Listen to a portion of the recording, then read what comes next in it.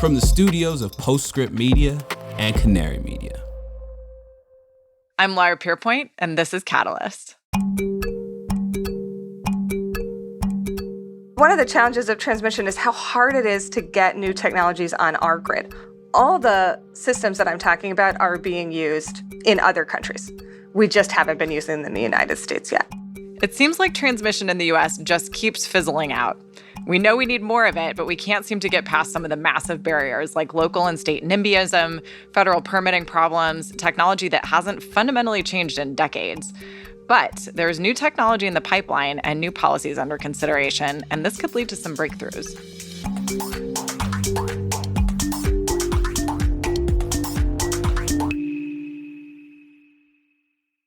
Catalyst is supported by Scale Microgrid Solutions, your comprehensive source for all distributed energy financing. Backed by Warburg Pincus, Scale gives developers more certainty and simplicity in the financing process. They're investing hundreds of millions of dollars into solar, energy storage, microgrids, EV infrastructure, CHP, and more. Their unique technical expertise allows them to pull projects over the line, no matter where they are in the development process. Distributed generation can be complex. Scale makes financing it easy. Visit scalecapitalsolutions.com to learn more. Catalyst is brought to you by CohnReznick. The first half of this year was an incredibly trying year for getting renewable energy projects done. No matter the headwinds, CohnReznick has always been laser-focused on creating solutions to enable the transition to a low-carbon economy by helping their clients effectively navigate the complex and evolving financial, tax, and regulatory landscape of the renewable sector. Learn more at cohnreznick.com/industries/renewable-energy. I'm Laura Pierpoint, filling in for Shayle Kann while he's out this week. I'm the CEO of Actuate Climate. It's a nonprofit focused on systems innovation to scale greenhouse gas emissions reductions. Transmission is possibly one of my favorite climate technologies because it has it all. It hasn't changed much in decades. It works on some serious physics that takes a lot of effort to understand.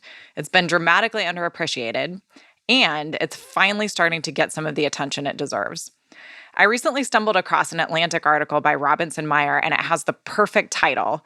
The title is, "Unfortunately, I Care About Power Lines Now." It's a great article that I recommend, and I think it sums up some of the ethos of the entire climate tech community. We need more transmission to support renewables and electrification, but this is also about keeping the lights on and keeping people alive. And we saw this in moments of extreme stress over the last few years, from heat in California to freezing temperatures in Texas. Both of those examples show the value of having transmission interconnections that allow power to be shared across big distances. So how do we build it? In the U.S., we have about 640,000 miles of high-voltage transmission lines. Most of these were built in the 50s and 60s, and most of them are operating at full capacity. Last year, we built a grand 386 miles of new line, and our record for the last decade was building just over 3,500 miles in 2013. Meanwhile, the National Academies estimates that to get to net zero, we need 120,000 gigawatt miles. This means new big transmission lines by 2030. At our current building rates, we'll overshoot our net zero goals by decades. Clearly, something has got to change. Today, I'm talking to Liza Reed from the Niskanen Center about exactly that. If you're wondering whether the answer is new technology, better policy, or permitting reform, it's all of the above. Here's my conversation with Liza. It is so awesome to have you here today to talk about transmission. I'm really excited for this conversation. Thanks, Laura. I'm excited to be here. So I have to tell you a story, which is that when I first started at the Department of Energy ages ago, one of the first things I did was go down to the Office of Electricity, and we were talking about some of the work that they were doing down there and these really cool projects on storage, on resilience. And I said, where are all the cool projects where you're investing in new transmission technologies? And this guy who is super famous and really established in this field looked at me like I had three heads and basically was like, what do you mean new technology? This isn't the space where we do new technology. And of course, that has changed dramatically in the many years since then. So I'm really excited to dig into that today. No, that's exactly right. And I love that story that you were already asking about transmission. You were ahead of the curve, right? You knew that this is what we needed. Exactly. and expecting and hoping. But let's start by talking about transmission as it exists today. So really, what does our transmission transmission grid look like here in the United States? And we'll talk about this a bit globally too. Let's talk about kind of how it works, what it does, and then we'll get into the technologies that we're currently relying on. Yeah, absolutely. So our transmission system broadly, it's moving bulk power, right? So the electricity lines that you see sort of in your neighborhood, if they're not buried, any overhead lines that we see sort of locally are usually distribution lines, right? So that's a lower voltage. And I don't want to dive too much into the technical here, but transmission are sort of the bigger lines that are moving more power. So these are often between cities, and from generation to load. So from where the power is being generated, like the power plant, the solar farm, the wind farm, to sort of to like outside the city, right? And that's the transmission system. And then distribution is what gets it sort of to everybody's home and building, et cetera. So that's sort of the broad definition of transmission. And even within transmission, there's a couple of different buckets. And usually going back to voltage, they're bucketed by their voltage, which is loosely how big they are too, right? So like literally how tall the tower is, but then also that's a reflection of how much power they can move. So you want to move a lot of power long distances, you need higher voltage, you need those bigger lines because they're much more efficient. So we've got about 400,000, just over 400,000 miles of transmission lines in this country, and most of them are lower voltage. So they're still like fairly local in terms of how far they can move power. I think it's 2/3 of them. Actually, 3/4 of them are less than 300 kilovolts. And only 25% of them are that high power, high capacity that can really move things long distances. Great. Okay, so that's what we've got. We've got this super highway of transmission lines all across the country. And how does this look globally? Do we see pretty much the same kind of thing where you have big developed grids in other countries? Yeah, so I mean, the Europe has a similar sort of developed grid as we do, and they are looking at similar challenges that the U.S. is having and how they're sharing power and how they're integrating renewable resources, which require more of those long distance, bigger capacity lines. China had a massive build out of transmission going back to technology. Most of our grid, almost all of our grid is alternating current. That's the AC I was referring to. And most grids around the world are AC. China did a massive DC build out over the past couple of decades. So they have these huge multiple hundreds of mile DC lines moving power across different parts of the country and even interconnecting with each other. So there's sort of the major kind of developed grids in terms of sort of the technology and issues that we're talking about today. That's great. Okay, and just to kind of parse for our listeners here, AC, alternating current, DC, direct current.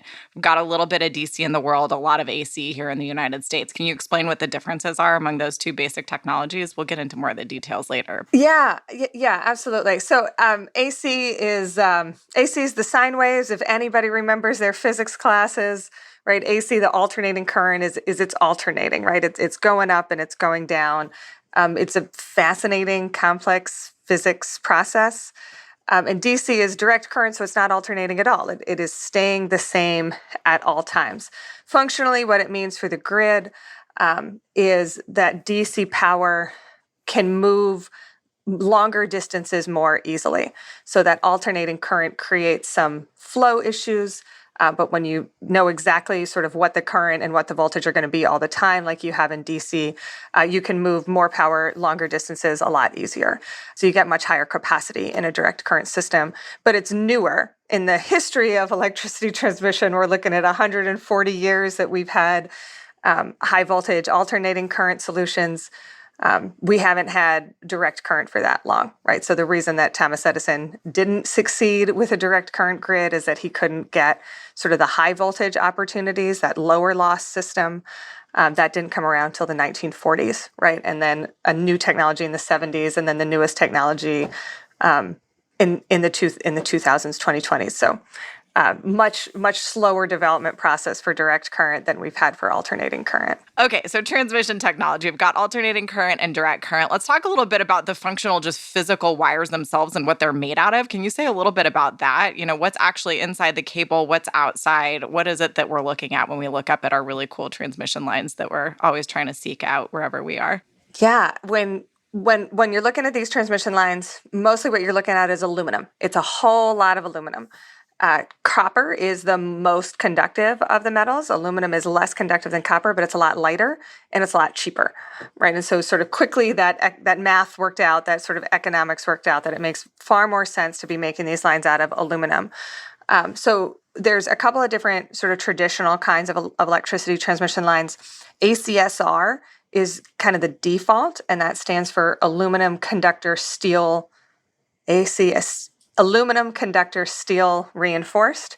And so there's steel down the middle, right? And the core is this piece of steel, and then these aluminum wires wrap around that steel core. And the importance of that steel core is that it is the structure of the line. The aluminum is moving the power back and forth, but the steel is what's keeping that line in place. As electricity flows through a line, it heats up, and that heat causes the aluminum to expand, right? So you've got this hot aluminum, and what happens is the line like physically sags, right? There's just so much expansion from the heat. The steel is essential. That core component of every transmission line is essential to limiting that sag and kind of maintaining the integrity of the line, right? So that the aluminum is just moving the electrons again, and the steel is providing the strength. That's a traditional sort of, as I said, base transmission line is this ACSR, aluminum conductor steel reinforced. There's very cool new core technologies. We've got more than steel. We've got things that are stronger than steel now, right? And so aluminum conductor composite core is another option where you're looking at some new materials, some composite materials that are providing that strength in the transmission line. And as a result, you can send way more power down the line because the aluminum can get hotter and that core can support even more sag, right? It's not running into the same barriers that steel is. You've just got a much stronger core. And so that's one of the kind of opportunities that we have as we build a new transmission is to build it with better materials and be able to move more power along sort of the same corridors and the same lines. Right. Well, that makes a lot of sense. And of course, this isn't even just about more power, right? It's also about the fact that as climate change is happening, we're getting hotter and hotter days, which also help to heat up the lines and increase sag. And as we know well here in California, if you get a lot of sagging lines that ultimately start falling, that can be a pretty major source of wildfires. Yeah, that's exactly right. And the heat, I mean, it's so interesting that the environment of the transmission line, just like you said, impacts how much power it can send, right? Because if you're already sagging just from the ambient temperature, you can't send that much more power, right? So all the ways that we can figure out how to send more power and less sag is essential. Okay. Great. Well, so we're going to talk a bit more in a second about kind of the future of individual transmission line technologies. But right now, let's start at kind of the big systems level. So you described, we have the big bulk power transmission system. I like to think of it as like big, huge generators and big, huge lines that take all of that power to major load centers where then they go across a whole bunch of distribution lines. And of course, in the United States, we've got basically three main electrical grids. We've got the Eastern Interconnect, the Western Interconnect, and then Texas as its own special flower. So one of the big things that we talk about a lot in transmission and in technology are interconnects. And so those are places where you're, sort of tying the grid together, whether it's a generation resource, tying it onto the grid, or maybe tying across some of those big interconnects. So let's start by talking a little bit about that. So interconnects across the big grids, how many are there? Why do we have them there? How are they helpful? Yeah, there are some. They should be a lot bigger. In fact, we recently did a data analysis to show sort of how the grids are interconnected and illustrate that compared to the amount of energy that the grids are using, these interconnects are just incredibly small, right? They really haven't grown over time. So why they're helpful? And when we think about the Eastern and the Western interconnect, that is a huge span of miles right across the United States, and maintaining an electrical system, right, that sinusoid across those thousands of miles is actually a very difficult stability problem, right? That you have this whole time delay and you have issues with maintaining that integrity. And so instead, the East and the West are stitched together with what's called back-to-back high voltage direct current lines. So they're not even lines, right? They're actually stations, right? They convert the Western interconnect from AC to DC, then convert it right back to AC again to transfer power between the East and the West. So there's a handful of these sort of down that Eastern and Western interconnection seam, as you were saying, that move power back and forth. And then ERCOT is incredibly isolated. So there's one or two. ERCOT has some minimal back-to-back and some minimal AC at sort of very low voltage, but incredibly isolated. I think less than 1% of their load or something is available via transmission, could be supported by external transmission capacity, right? So the reason that these interconnects are so important is to support your load, right? I mean, in an ideal world, you're able to supply all the power that you need from your own footprint, but we've got diverse energy resources in the United States. And if you really want to pursue least cost energy for everybody, then we want to be opening up those markets, right? Giving everybody access to all of the low-cost energy resources that we have in the US. And the only way to do that is to electrically connect them, right? And these interconnections allow for that flow back and forth so that when one area is experiencing greater electrical need, they can be supported by their neighboring areas. Right. Well, so let's talk about Texas for a second, because as you mentioned, Texas kind of bucks that trend. And so they've got their own grid with relatively few interconnects. And there's some good reasons why they chose that, right? I think they really, as I understand it, the fact that they don't interconnect across state lines effectively means that they get to regulate their own grid and they're not subject to nearly as much federal jurisdiction as kind of the rest of the grid is, which means they can do some really cool things with their market. And they've been able to support a lot of renewables expansion. There's some really interesting things that Texas does that a lot of the other system operators are actually thinking about modeling in the future. So some advantages to what they've done with their grid for sure, but also some disadvantages. And so I think we have to talk for a second about what happened a couple of years ago during that winter cold snap, when really they had some trouble getting electricity on their home grid, right? And a lot of folks lost power during a time when they really needed heat. So can you say a bit about kind of the disadvantages of not interconnecting and how that discussion is currently playing out in Texas? Like, are there more calls for Texas to actually think about interconnecting with the rest of the country's grids?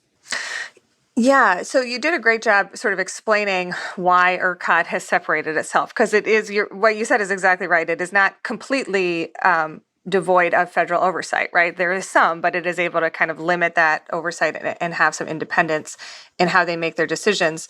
But there are downsides, which is that lack of interconnection means lack of support, right? Like you can't help out your friends and neighbors, and your friends and neighbors can't help you out. So Texas was hit by Winter Storm Uri in February 2021, right? Incredibly cold temperatures. And there were many different impacts on the grid and on the generation supply. And a lot of the natural gas wasn't able to provide power. So Texas has a lot of diversity even within their own footprint. As you said, they've got natural gas, but they've had a ton of renewable energy build out in the last 2 decades as well. So nearly all of the energy generation sources were unable to meet their expected capacity, right? Their expected generation capacity. So there's this huge shortfall, right? Where you're not getting the energy generation that's necessary to run the grid, and there's an incredible energy demand, right? I mean, it is cold and people are doing what they can to stay warm, and that requires a lot more energy resources. There was a big gap in natural gas because there was issues with sort of freezing of the systems and even being able to transport the natural gas. So Texas was left in a real energy crunch, and they were stuck, right? So normally what happens in sort of an extreme weather situation is that you prepare for rolling blackouts. And the whole point of rolling blackouts, at the risk of being glib, is that they roll, right? So I get a blackout for a period of time, and then you get a blackout for a period of time, and then someone else gets a blackout for a period of time, right? So it's supposed to shift so that nobody is without power for long periods of time or days, and it's much easier to survive when you have, you know that your fridge can stay cool, right, some number of hours, or you can heat your house, right? Well, what happened in Texas is that they had so little energy that they couldn't roll the blackouts, right? So the intention was to be able to roll, but they had to shut, in fact, many more circuits off than you would want to, and they couldn't turn them back on because there wasn't energy to turn those circuits back on. There's also kind of an interesting challenge here with how much insight, and this sort of bleeds into what I'm sure we'll talk about later, but how much insight we have into grid control, right? That they didn't want to shut off a hospital. And so the entire system next to a hospital got to maintain their energy, right? If you can isolate different parts of the grid, then again, you can roll those blackouts instead of everyone who lives next to a hospital having power and everyone not living next to a hospital not having power. So they weren't able to roll these blackouts and they weren't able to bring in energy. And I think it's really important to look at what was happening on the other grids. So the states to the north and the states to the northeast were also experiencing extreme weather, right? It was not exclusive to Texas. And even the parts of Texas that were not run by ERCOT, especially, right, were experiencing this extreme weather, but did not have this massive multi-day blackout problem because they had so much more power available and were able to share it. So if you look at, there's some really interesting maps out there that show how the power moved, right? Like how much the sort of mid-Atlantic states were selling power to the Midwest states and how much the Midwest states were sending power to the Great Plains states. And so they were able to roll those blackouts, right? Directly to the north of Texas, there were blackouts.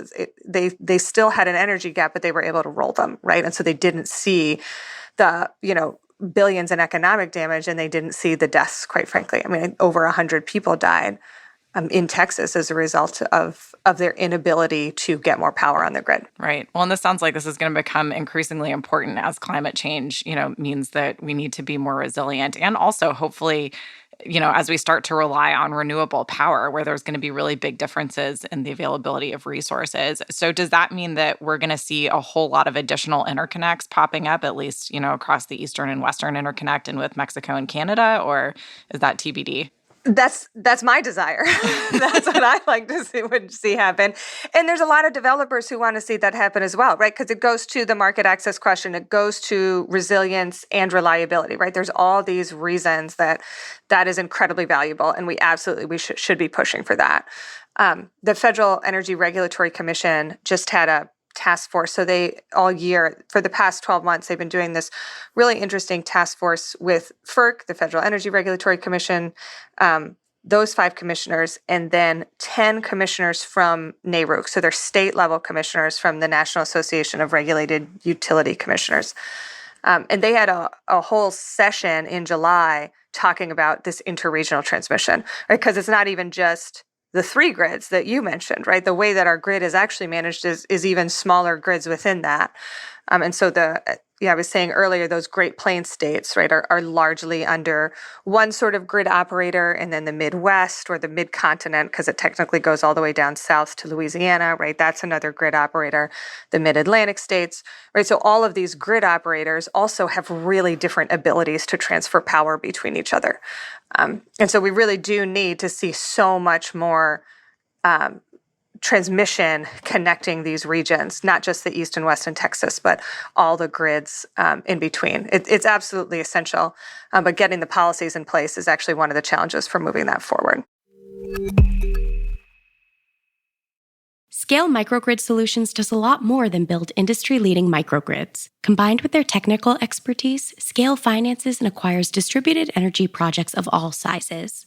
Backed by Warburg Pincus, Scale takes an integrated approach to distributed energy financing, setting up developers for success by creating more certainty and simplicity in the financing process. At Scale, the engineers, designers, lawyers, accountants, and project finance experts all work under the same roof, which cuts out intermediaries that add complexity, risks, and costs for developers. Distributed generation can be complex. Scale makes financing it easy.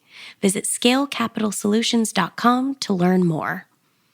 Support for Catalyst is brought to you by CohnReznick. CohnReznick supports clients who are navigating the renewable energy industry's complex and evolving financial, tax, and regulatory landscape. CohnReznick is excited about the tremendous tailwinds propelling the clean energy transition heading into 2023, including the opportunity that the Inflation Reduction Act brings to accelerate the transition. Along with the IRA, many business leaders have upped their commitments to ESG, which is helping to drive the growth of both traditional and emerging renewable energy technologies. Learn more about how CohnReznick can help you with everything from structuring renewable energy tax credits to holistic accounting solutions as you evaluate future transactions at cohnreznick.com/industries/renewable-energy.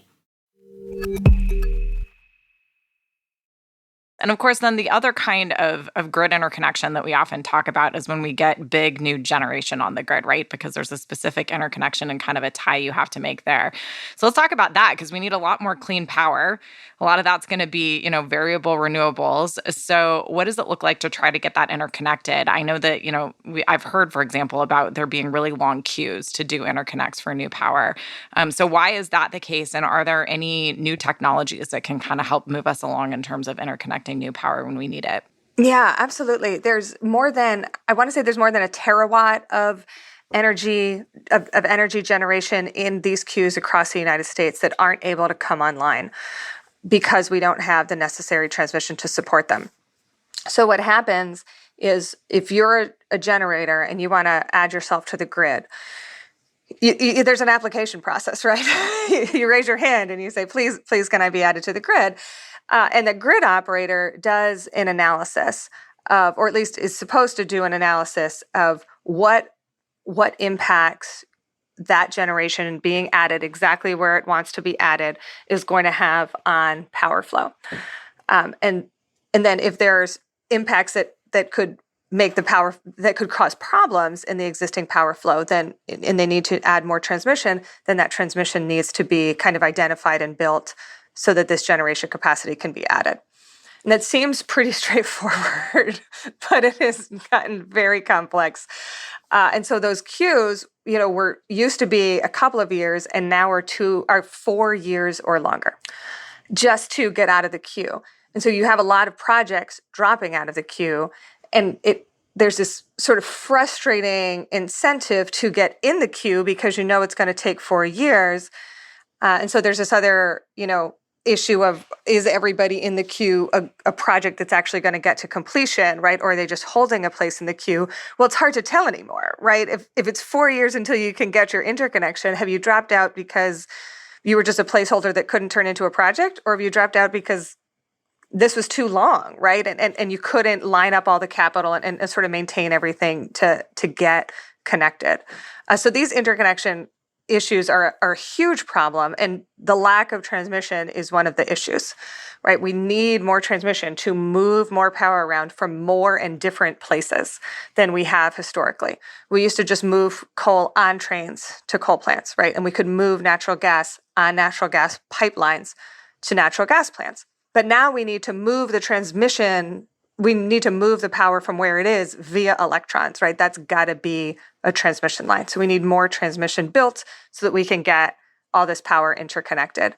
As far as technology, absolutely. There's really just kind of some fascinating technologies that we could and should be using to get more clean energy onto our grid. And these will help with more transmission generally, right? So there's a range, right? So there's some technologies that help us use our transmission better, right? So we can get more effective use of our existing grid so that we can get more generation faster, right? Quicker than it takes to build a new transmission line. And then there's technologies that just make that make new transmission lines better, right? So there's both of them. All the way back on the study side, before you even get into the technology itself, there's technologies there's like software that makes the study itself better, right? That sort of automates it. They've often been manual studies, and that really works for natural gas plants, right, for example. But if you're trying to model a variable energy resource like wind or solar, those manual systems, can't always capture the dynamics in the same way. I was talking to one of these technology companies, Pearl Street, that has found a way to automate some of these studies. So if there's an error, they sort of can tweak more parameters and figure out, like, was this error because there's a transmission problem, or was this error because our software isn't used to dealing with variable renewable energy resources? And like that is a problem that we need to fix. Yeah, right? Like if the software can't handle the generation types that we have, then we need better software, right? So that's one that I think is like fascinating and almost depressing, right? That's something we're trying to fix, is just getting the studies done faster because of sort of the old archaic assumptions in how we think about transmission systems. But then there's also hardware solutions. So there's a couple of different ways that we can use our existing transmission system better. One of these, we talked about how the heat of the day can minimize the amount of transmission the power you can send via transmission. Well, there's a company called Line Vision. There's a couple of different companies, but one of them is Line Vision that senses essentially the microclimate, right? So instead of calling your weather person, your meteorologist, to figure out how much power you can send, at a line-by-line basis, what's the temperature, what's the wind even, right? So you can sort of override that bulk analysis of how much power you can send and say, oh, actually, I know that this line can take more power. When it comes to interconnection queues itself, there's ways to manage the power flow in our transmission system. So the way that power flows is the way that everything flows, least resistance, right? Electrons go wherever they can as easily as they can. But there's ways that you can change that. So there's technologies like smart wires develops these flexible alternating current transmission systems. They're fax devices. And they basically, for all intents and purposes, change the resistance of a line. Very technically, for the folks who are listening who care about this, right, you're changing inductance and capacitance. You're changing different parameters of the line. It's not technically resistance, but it makes it harder for the electrons to flow in one way, and so they automatically route themselves to another way. This is a pretty straightforward way to not only use our existing lines better, but get more generation on the system, right? Because if the default flow shows that we need transmission in different places, but that's going to take a couple of years to build, well, just use this fax device, right, to move it around as needed when needed. So those are a couple of technologies that should make it easier if we deploy them more and more effectively to move power around the grid and get more interconnected. There's a question of new technologies for new transmission. So there's the lines I was talking about, right, where you can use these kind of composite cores. So you can move more power. So instead of maybe a couple of new transmission lines, maybe you just need one, or even reconductoring with those. So it's a lot faster to add capacity to the grid by just taking out old steel reinforced lines and replacing them with composite reinforced lines. You can get multiple times the capacity. I think 2x is a number that I hear quoted the most.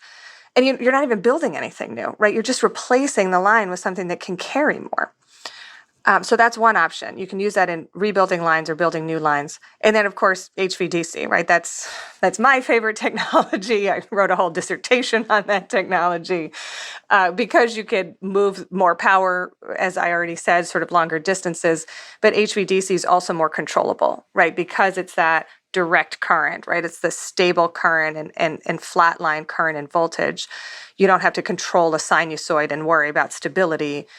You can do what's called dispatching power, right? You can sort of move it exactly where you want it to go. And that's a lot more effective way to manage our transmission system as well. This is awesome. So I think in one fell swoop, you've described technologies to help us use our existing transmission grid in a better way and some of the technologies that we need to build new transmission, and have sufficiently dispelled the notion that there's nothing new technology-wise in transmission. It sounds like there is a lot that's new, and that's so great. Yeah, that's absolutely right. And what's also like a little important to remember here is that there's also like this new to who question, because one of the challenges of transmission is how hard it is to get new technologies on our grid. All the systems that I'm talking about are being used in other countries.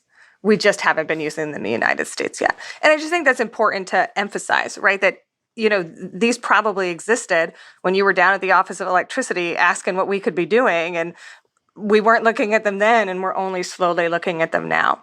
Right.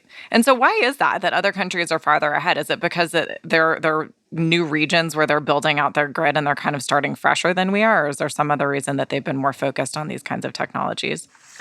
There's a couple of different reasons. And, part of it is just complex politics. But if you think about, Europe is using a lot more of these, like the fax devices I was saying, right, to control sort of where power flows on the grid. The US has had a lot of sort of benefits of energy diversity, and they've also had the benefits of land to build transmission lines on, right? And so the idea of having to maximize our existing transmission system hasn't been as salient in the past as it is now, right? We've had other ways of moving energy around, and we've quite frankly had more land to move things around. So that's one of the pieces. The other is a bit of an incentive structure issue. So I don't want to dive too much into utility regulation today, but you can get a rate of return on new capital expenditures, which is new transmission lines.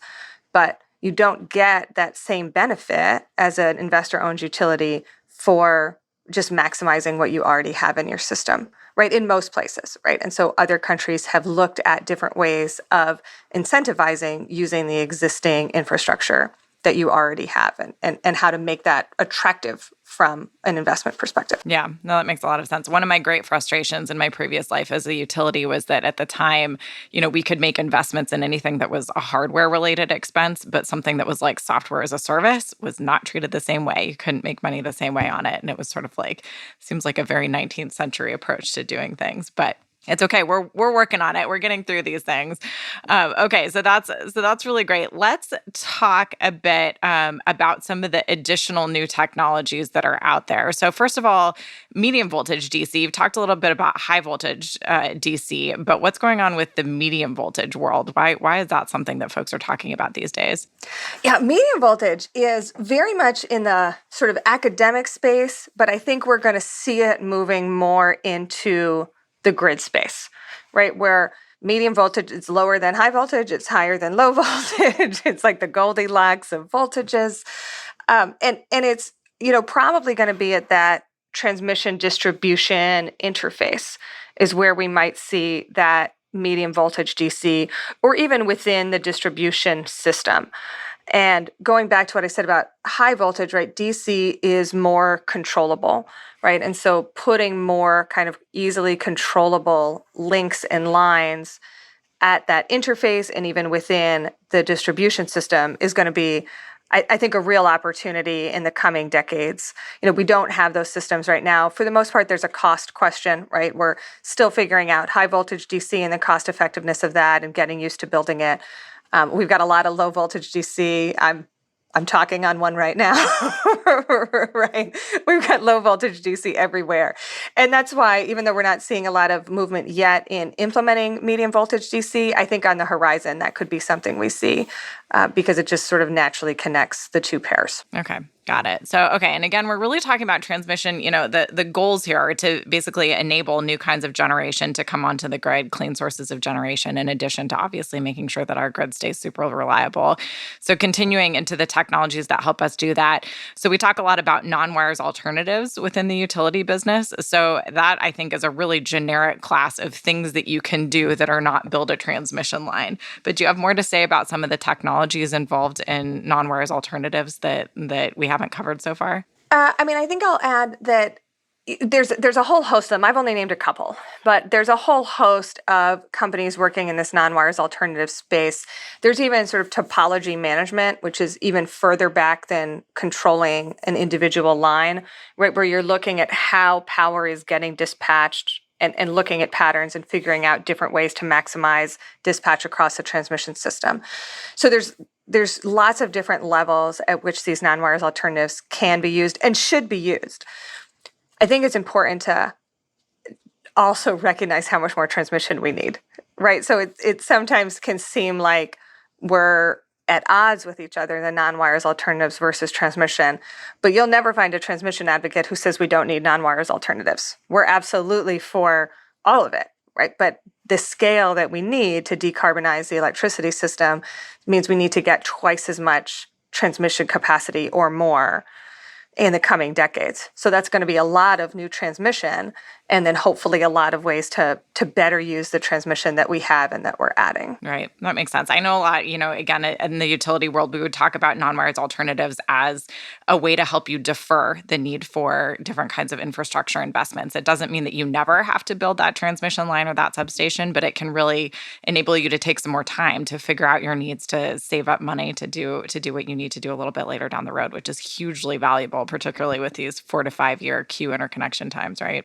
That's right. That's exactly right. And when we think about deferring, right, it can get the clean energy on the grid, and it takes a long time to build a transmission line right now, right? So it's also not even necessarily deferring anymore. It's filling in while we're waiting for the new transmission line to come on. Okay, great. So a couple of other approaches, again, getting at the challenge that it's really hard to build a transmission line. One is undergrounding. And as we were talking about this, I was like, wait, really? People are talking about undergrounding bulk transmission lines? And you tell me, yes, really. So tell me more about this. It seems like a really expensive way to go, but what's the benefit? Where are we talking about doing this? We could do it lots of different places. So most recently, there was a study, Next Gen Highways did a study in Minnesota for the Minnesota Department of Transportation, specifically looking at undergrounding along highways, right? Because we've already got that right of way, right? And the land has already been disturbed. So there's lots of kind of policy reasons and anti-NIMBY reasons, right? That you're upsetting fewer people or possibly no people, ideally, right? If you can underground along highways. We already underground a lot of electricity in the U.S. It's just mostly it's mostly distribution, right? A lot of cities, right, have underground distribution systems. Transmission is becoming more feasible to underground because of the advances that we have in high voltage direct current. So the newest HVDC technology, again, it's only a couple decades old, so it's like a baby, according to the United States perspective on electricity technology. But that technology is a lot easier to interface with the AC grid. So it's called voltage source conversion. It's transistor-based, again, for folks who are interested in that level of detail. But it's easier to interface with the AC grid, so you can think about putting DC in more places. The reason DC is important is that, going back to physics, undergrounding AC is actually incredibly difficult. You can only go 40 to 100 miles, kind of depending on how you design the system and how you want to control it, because the ground itself actually creates stability issues for moving AC power. DC doesn't have this problem. But when DC was sort of incredibly expensive and difficult to integrate into the AC grid, you're only looking at spur lines from, a dam right into a city. And so you had to worry less about undergrounding. As we try to expand transmission and get more transmission and potentially like a nation-spanning macro grid, right? If we can get interconnected high voltage direct current lines across the country to move power back and forth, that you can think differently about transmission. You can think differently about DC. So DC can move a ton more power on the same right-of-way. If you underground, for example, in a highway, you're now not requiring new right-of-way. You're using your existing right-of-way. You're moving a ton of power. And so there's some estimates out there that you might actually be closer to parity as opposed to the sort of 5 to 10x that's normally cited. It could be closer to 1 to 2x if you think about power over distance. So mile by mile, you're more expensive, but gigawatt mile by gigawatt mile, you might actually be a lot closer to parity. Now, it's still to be determined if that's the case, right? We have to build this stuff to figure it out. And quite frankly, I think we should. I think we should just fund some test lines to figure out how difficult is this to underground. But certainly, Europe is looking at undergrounding for similar reasons, that they've had to maximize their existing transmission system. We underground lots of things in this country. We underground lots of other infrastructure. And so figuring out what it would take for electricity transmission and where it would best fit is actually a burgeoning conversation, if you will, because then you don't have to see the tall towers too, right? There's lots of benefits, and figuring out that cost equation is going to be essential for actually seeing if we can realize this opportunity. Yeah, so it sounds like a little more expensive to build, but potentially some huge benefits. But what about the OpEx? Is the OpEx going to be a lot more expensive? I mean, it seems like if something goes wrong underground, it's a lot harder to detect and fix it. Is that Is that something that folks are concerned about or not as much? Well, I mean, when it comes to undergrounding, folks are concerned about everything. You can find someone who's opposed to every part of it. The operations is really, it's an interesting question. We have fiber optics now, right? That in theory you should, right? If you're undergrounding, you should be installing sensors that can tell you exactly where the problem is, right? And the way that you install, you're raising really good questions for how we think about what levers we need to pull to minimize that cost, right? Because you also want to install it in a way that you can access it, right? And so you can install sort of vaults along the way. And this is another reason that highways can be really convenient for this, right? Highways have lots of on and off ramps. You basically want on and off ramps for operations and maintenance. But the way we install it and the way we're able to sense it is going to be essential to figuring out what those operations costs are and keeping them down. But you're right. Historically, that has been a problem, that getting an underground line, if there's an issue, back online has taken a lot longer than an overhead line. But we've got new technologies. It again goes into that question of what are we investing in and how are we designing it to make that realizable. Awesome. Okay. Well, and now we get to the moment that everyone's been waiting for, where we get to talk about high temperature superconductors. So this, in my view, is like the cool, oh my God, I'm going to do a pun here. It's going to be great, everybody. The coolest of the cool new technology. And not just because we get to talk a little bit about liquid nitrogen, but okay, can you say a bit about what is a high temperature superconductor, why we don't have them already as part of our grid, and what's changing that they might actually become relevant in this new world of transmission? Sure. So high temperature superconductors, and I'm going to get my numbers wrong here, but it's high temperature on a Kelvin scale, right? So your pun was perfect because it's still incredibly cold, right? It's not high temperature to the rest of us. I mean, one of the reasons that we haven't had it is that, high temperature superconductors are their own sort of developing industry, right? And getting up to the temperatures that we've been able to get up to is a huge breakthrough. So high temperature superconductors get rid of all those heat problems. You can send so much energy, right? They're superconducting and they're not sagging, right? They can send a lot of power anyway, but then you also don't have this sort of safety problem that you have. You can just send an extraordinary amount of power down an HTS line. So there's a company, Veer is one of the companies that's looking at developing and demonstrating and then deploying this technology. So superconductors, when we think about power is voltage and current. So the benefit of a high temperature superconductor is you can jack up that current without having to jack up the voltage, and you can still get a lot of power. The reason this matters is that voltage is what determines the height of those towers. Right? The reason that we use high voltage is that current is where the losses are. Current is where the heat happens, right? So you want to have as low current as possible and as high voltage as possible using our existing conductors. But with that high temperature superconductor, sky's the limit, right? Just pump all the current you can through a much shorter tower. You're taking up less land, right? You're upsetting fewer people's view shed, and you're just moving so much more power. This sounds super cool. I remember Veer talking about the promise of basically, a standard distribution line that runs down a street, and at least that's what it would look like, but it would be carrying the same amount of power as one of these big high voltage transmission lines, which just struck me as so cool from the perspective of actually being able to get this stuff permitted and built, given the difference in the NIMBY issues you'd confront. So really exciting stuff. But same question about operating costs. If you've got, keeping these lines cool is no joke, right? Because we are talking about still very cold temperatures. So any thoughts on whether that's really going to create some challenges from the operational, sort of cost of maintenance when you're adding cooling systems to the existing transmission lines? That's another case of we've just got to see, right? I'm a big believer in innovation, right? That we got to do the demonstration, figure out what the opportunities are, and then figure out how to pull those levers down from a maintenance perspective.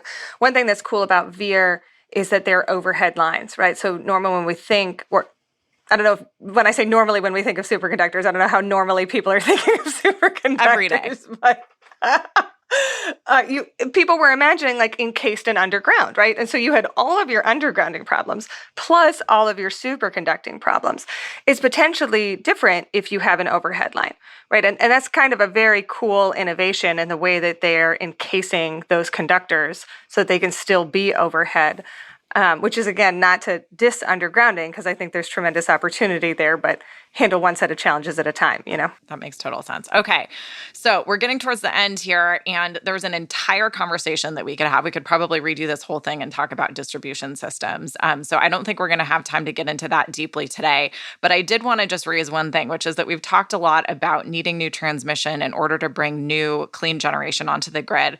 But there's another whole element to all of this, which is electrification, right? And particularly now that we've passed the Inflation Reduction Act with a lot of tax incentives that hopefully are going to spur electric vehicle adoption, and in addition to getting us to additional heat pumps, lots of new uses for electricity. I just want to ask one thing, which is that, the technologies we've talked about today are going to help us move clean power in order to support all these additional uses. But is there anything else that we've missed today that you think is a really important piece of the puzzle when it comes to supporting additional uses of electricity at the far end of the line? Yeah, I think going back to what I said about non-wires alternatives, that transmission is not a enemy to non-wires alternatives, also not an enemy to local generation, right? So distributed energy resources are an absolutely essential part of that future, right? And it's not just rooftop solar. Rooftop solar is just the easy phrase to use, right? But there's a whole variety of distributed energy resources, right? There's utility scale, and there's more local and community scale. And, energy storage is going to be essential, again, up and down that size of home and building to local to transmission scale storage. Like, they're all partners in the solution. So I talk about transmission because that's kind of my passion area and my expertise area. But that distribution level ability to kind of decarbonize locally is going to be essential too for getting the clean energy future and also providing that resilience. There's some really interesting stories out of Florida, I think it was, after the hurricane, right, where solar and storage were being brought in to kind of support like local microgrids, essentially, because it's also hard to bring diesel in, right? Like, diesel generators in post-hurricane are difficult to keep getting diesel fuel in, right?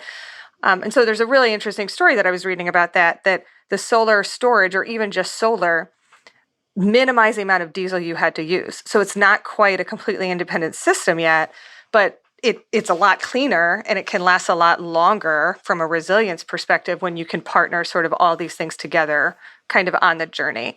So I have no illusions that transmission is our only solution, but it's an absolutely essential part of, kind of a giant grab bag of technologies that we need to get implemented. Right. Well, and it sounds like the concepts of figuring out the right way to really efficiently move power where it needs to go under a variety of different circumstances is a really key one on the distribution side as well as transmission. So that's great. Okay, one final question. Let's talk about permitting reform. So, of course, we all know that Joe Manchin introduced a permitting reform bill in Congress recently that unfortunately went by the wayside pretty darn fast. But I think there are some studies that are starting to pop up that are showing that permitting reform is really essential if we're going to meet the goals in the IRA, if we're going to actually see the clean energy revolution that everyone's hoping to see after a spate of really good climate legislation lately. So tell us a bit about permitting reform. Why do we need it? What specifically is included in permitting reform? And is there hope? There's always hope. I certainly think there's hope, and that's not just rose-colored glasses. I mean, I certainly think this has opened the door to an essential and ongoing conversation, and I think we're going to have it again, and hopefully keep having it towards passing a permitting reform package in sort of the short term, but then also continuing those discussions, because anything we can figure out and agree to, potentially in the next week. I say we, like you and the powers that be, right? Members of Congress can agree to in the next couple of months, I think is still just going to be a down payment on figuring out what we need, right? There's kind of some essential pieces that folks have already identified that need and can be fixed, and then continuing discussions around, like, where are we seeing other, issues and opportunities to get permitting right. So one of the ways that we talk about it in Niskanen is transmission line permitting, and particularly the siting part of it. So siting is deciding where the line is actually going to go. For natural gas infrastructure in the U.S., that happens at the Federal Energy Regulatory Commission. They've had this authority for more than 80 years that pipelines used in interstate commerce are sited at the federal level, right? And that sort of seems like a natural partnership. We talked a little bit about the history of transmission, right? And that we haven't had to move as much power as far historically, but we're starting to see, or we've already been seeing for decades now, but it's really becoming like a pinch point when we think about this clean energy revolution, that transmission is running into these same issues. Transmission has always been permitted exclusively at the state level. There's been some very, very narrow federal authority established for it, but it's kind of this multi-step, elaborate process. There's a study, and then someone else has to review it, and then the states look at it, and then the federal government looks at it. Like, it's never been successfully used. And so figuring out something that makes sense for transmission line siting is sort of an obvious step from our perspective, right? That there's just some lines that are interstate commerce. There's lots of transmission lines that just make sense within a state boundary. Lots of them. Probably 3/4 of them, right? Those low voltage lines that I was describing earlier, 3/4 of the lines in the United States I think it's actually 3/4 of the lines built in the last 5 years have been those low voltage ones. I actually think it's even more percentage of the lines in the US that are low voltage, right? Those kind of make sense as being a state issue. But high capacity lines are moving power back and forth. We know that. We kind of have that evidence that they're in between states, they're impacting interstate commerce. And so that should be like a federal authority. So that's something that there was a version of that proposed in the permitting reform package that Senator Manchin presented, and I'm hoping some version of that continues to be part of the conversation, because transmission it's also, as we've discussed, not just a clean energy issue, right? I mean, it is essential for that, but it's also essential for electric reliability and resilience. Just so much is changing in how we use power and how we're sort of experiencing the world around us and what that means about our power needs, that transmission is just essential for lots of different reasons. And so figuring out how we can rebalance, what makes sense as a federal authority and what makes sense as a state authority, I think is essential. And then there are other questions very much outside my expertise area on, who does what level of analysis, and what are the time windows, and how do we decide when an environmental permit, for example, is enough, and is there a state level review and a federal review? That's not necessarily my expertise at all, but it's certainly an essential part of the conversation, is figuring out what is slowing things down, what is sort of essential review, and then what are things that are maybe just barriers that we can streamline or better coordinate. Right. Yeah, I think there are a lot of huge challenges here. I mean, I'm certainly in the camp of, we sort of need to move towards a build faster strategy if we're really going to manage climate change. And at the same time, we have to reckon with the fact that from a community engagement perspective, we've done a really bad job for probably multiple centuries at this point of kind of figuring out the right way to really hear the voices that need to get heard on this. So I think this is probably one of the most important things going on right now, in my view, in the policy world, is figuring out how to strike that balance. But I'm so glad to hear from you that there is hope, because I think that hope, combined with the very cool advances being made across the technology spectrum here, mean hopefully a very bright future for transmission. So Liza, I really appreciate you having this conversation with me. I think this has been a lot of fun, and hopefully our listeners will eat up some of the cool tech nuggets that you've been dropping throughout the episode. So thank you so much. We really appreciate having you. Thank you so much, Laura. This was thrilling to talk about, and I agree with you. It's absolutely essential that we figure it out and we get more things built. Liza Reed is the Electricity Transmission Research Manager for Climate Policy at the Niskanen Center, a think tank in Washington, D.C. She's also a Grid Fellow at Prime Movers Lab. What did you think? What did we miss? Let us know. Find the show on Twitter at CatalystPod. You can find me on LinkedIn. If you like the show today, go on over to Spotify or Apple Podcasts and leave us a rating and a review. The show is a co-production of Postscript Media and Canary Media. You can head over to canarymedia.com for links to more information on today's episode. And as always, Postscript is supported by Prelude Ventures, a venture capital firm that partners with entrepreneurs to address climate change across a range of sectors, including advanced energy, food and agriculture, transportation and logistics, advanced materials and manufacturing, and advanced computing. This episode was produced by Daniel Waldorf, mixing by Greg Villefranc and Sean Marquand. Theme song by Sean Marquand. Our managing producer is Cecily Meza Martinez. I'm Laura Purepoint, and this is Catalyst.